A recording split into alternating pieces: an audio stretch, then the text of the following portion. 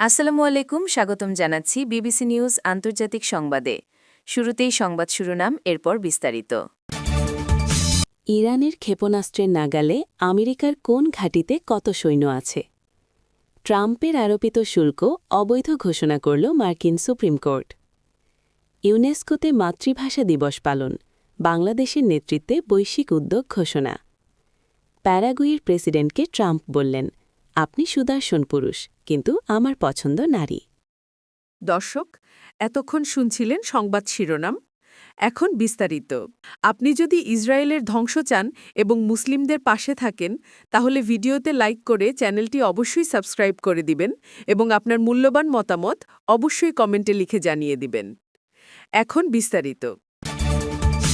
ইরানের ক্ষেপণাস্ত্রের নাগালে আমেরিকার কোন ঘাঁটিতে কত সৈন্য আছে? ইরানে মার্কিন সম্ভাব্য হামলা এখন শুধু একটি ইশারার অপেক্ষায় আছে। দেশটিতে আক্রমণ করার জন্য মধ্যপ্রাচ্যে বিশাল সমরাষ্ট্রের বহর মোতায়েন করেছেন যুক্তরাষ্ট্রের প্রেসিডেন্ট ডোনাল্ড ট্রাম্প। এই প্রস্তুতি ২০০৩ সালে ইরাক আক্রমণের পর সবচেয়ে বড়। হোয়াইট হাউসও বারবার বলে আসছে যে ট্রাম্প নির্দেশ দিলেই ইরানে হামলা চালাবে দেশটির সামরিক বাহিনী।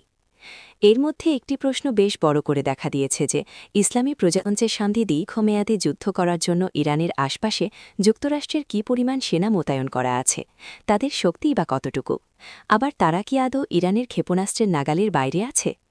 মধ্যপ্রাচ্যের মার্কিন অন্যতম গুরুত্বপূর্ণ সামরিক ঘাঁটি জর্ডানে অবস্থিত, যেখানে প্রায় ৪,০০০ সেনা মোতায়েন আছে। এই ঘাঁটি ইরান থেকে সবচেয়ে দূরে অবস্থিত, আকাশপথে যার দূরত্ব প্রায় ১,৫০০ কিলোমিটার। কিন্তু ইরান সর্বশেষ যে ক্ষেপণাস্ত্র প্রকাশ্যে এনেছে তা হল কাশেম বাসির, যার পাল্লা ১,৫০০ কিলোমিটার।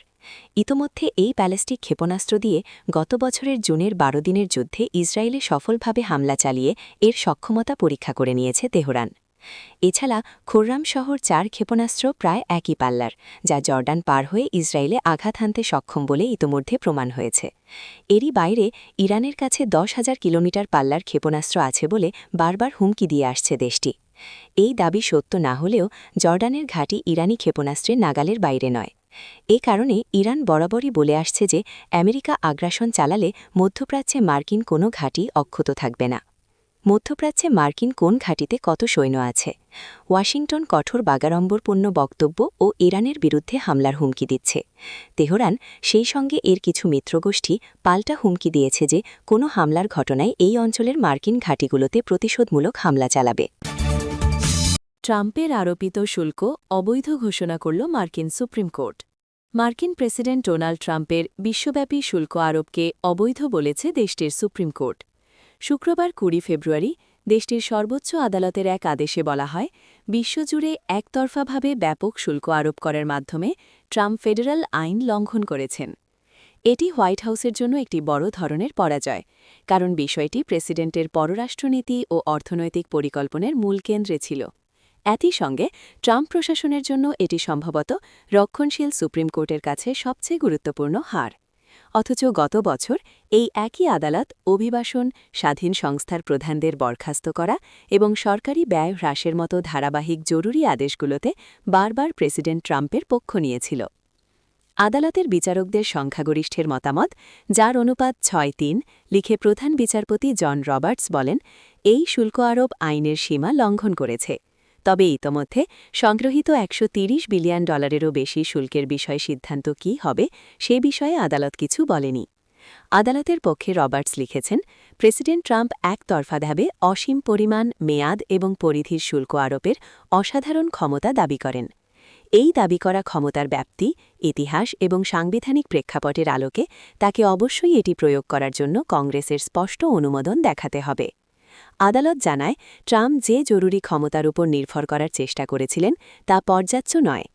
বিচারপতিদের মধ্যে অ্যামি কোনি ব্যারেট, নীল গোরসাচ, রবার্টস ও অপর ৩ জন লিবারাল বিচারপতির সঙ্গে সংখ্যাগরিষ্ঠের পক্ষে মত দিয়েছেন। অন্যদিকে বিচারপতি ক্ল্যারেন্স থমাস, স্যামুয়েল আলিটো ও ব্রেট কাভানা ভিন্ন মত পোষণ করেন। তার মতামতে রবার্টস প্রশাসনের সেই যুক্তিটি নাকচ করে দেন যেখানে বলা হয়েছিল যে বাণিজ্য নিয়ন্ত্রণের জন্য শুল্ক ব্যবহারের ক্ষমতা প্রেসিডেন্টের আছে। গত বছরের মৌখিক যুক্তিতর্কের সময় বিষয়টি সামনে এসেছিল, যখন ট্রাম্প ইঙ্গিত দিয়েছিলেন যে শুল্ক জারির অন্তর্নিহিত ক্ষমতা প্রেসিডেন্টের আছে। ইউনেস্কোতে মাতৃভাষা দিবস পালন, বাংলাদেশের নেতৃত্বে বৈশ্বিক উদ্যোগ ঘোষণা। আন্তর্জাতিক মাতৃভাষা দিবস উপলক্ষে ইউনেস্কো সদর দপ্তরে আয়োজিত অনুষ্ঠানে মাতৃভাষা সংরক্ষণ ও বহুভাষাবাদ প্রসারে বিশেষ কার্যক্রম গ্রহণের ঘোষণা দেয়া হয়েছে। সংস্থাটির নবনিযুক্ত মহাপরিচালক ড খালেদ এল এনানি বলেছেন, শিক্ষাজীবনেই তরুণ প্রজন্মের মাতৃভাষা ও বহুভাষাবাদ চর্চার সবচেয়ে উপযুক্ত সময়। শুক্রবার বিকাল ৫টায় ফ্রান্সের রাজধানী প্যারিসে অবস্থিত ইউনেস্কোর সদর দপ্তরে আয়োজিত এক মনোমুগ্ধকর উদ্বোধনী অনুষ্ঠানে তিনি এসব কথা বলেন। ড এনানি আরও জানান, বাংলাদেশের সঙ্গে পরামর্শক্রমে এবং অন্যান্য সদস্য রাষ্ট্রের অংশগ্রহণে মাতৃভাষা সংরক্ষণ ও প্রসারে কার্যকর পদক্ষেপ গ্রহণের পরিকল্পনা রয়েছে। মাতৃভাষা সংরক্ষণে অসামান্য অবদানের স্বীকৃতি হিসেবে বাংলায় বক্তব্য প্রদানকারী বাংলাদেশের রাষ্ট্রদূত খন্দকার এম তালহাকে ধন্যবাদ জানান এবং বাংলাদেশকে অভিনন্দন জানান।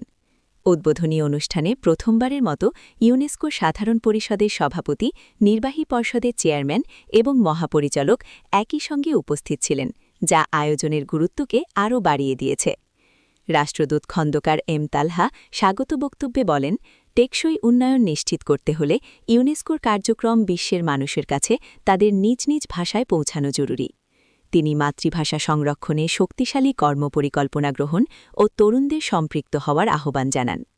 নির্বাহী পর্ষদের সভাপতি, কাতারের রাষ্ট্রদূত নাসের হিনজাব বাংলাদেশের নেতৃত্বের প্রশংসা করেন এবং এবারের আয়োজনের জন্য দেশটিকে ধন্যবাদ জানান।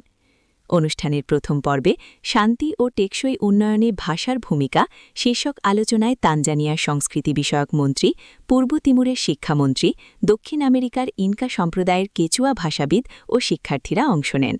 স্পেনের ভাষা গবেষক প্রফেসর ড্যামিয়ান ব্লাসি মূল বক্তব্য উপস্থাপন করেন। আলোচনায় অংশগ্রহণকারীরা কিছু অংশ নিজ মাতৃভাষায় তুলে ধরেন, যা অনুষ্ঠানকে বহুভাষিক ও বৈশ্বিক এক চিত্রে রূপ দেয়। দিনের শেষ ভাগে সাংস্কৃতিক আয়োজন অনুষ্ঠিত হয়, যেখানে বাংলাদেশি শিল্পীদের পরিবেশিত ফোক সঙ্গীত দর্শকদের মুগ্ধ করে। Luxembourg, Azerbaijan, Moldova, Ukraine, Sri Lanka, Brazil এবং প্যারিস ভিত্তিক বহুভাষাভিত্তিক শিক্ষা প্রতিষ্ঠানও অংশগ্রহণ করে। গাজা পরিকল্পনার অংশ হিসেবে মার্কিন president Donald Trump board of piece গঠন করছেন। বৃহস্পতিবার ১৯ ফেব্রুয়ারি ওয়াশিংটনে কথিত এই শান্তি পর্ষদের প্রথম বৈঠক অনুষ্ঠিত হয়েছে। উদ্বোধনী পর্বে ট্রাম্প নিজের প্রশংসা, অন্যদের তুচ্ছ-তাচ্ছিল্য করা ও হুমকি দেওয়ার নিজের রীতি অনুসরণ করেননি, বরং তিনি উপস্থিত বিশ্ব নেতাদের ব্যাপক গুণগান গেয়েছেন। ধারণা করা হচ্ছিল ট্রাম্পের বক্তব্য সম্ভবত বেশ দীর্ঘ হবে, কারণ তিনি মূলত পুবু নেফারিডো পাণ্ডুলিপির বাইরে গিয়ে তার দ্বিতীয় মেয়াদের প্রথম বছরের সাফল্য নিয়ে আলোচনা করছেন। কিন্তু তিনি তা না করে একে একে বোর্ড অফ পিসের উদ্বোধনী সভায় উপস্থিত বিশ্ব নেতাদের স্বাগত জানান, তাদের ধন সম্পদের প্রশংসা করেন এবং তাদের ক্ষমতা ও সৌন্দর্যের তারিফ করেন। ক্রমানুসারে প্যারাগুয়ের প্রেসিডেন্ট স্যান্টিয়াগো পেনিয়াকে অভিবাদন জানিয়ে ট্রাম্প তাকে একজন তরুণ ও সুদর্শন ব্যক্তি হিসেবে অভিহিত করেন।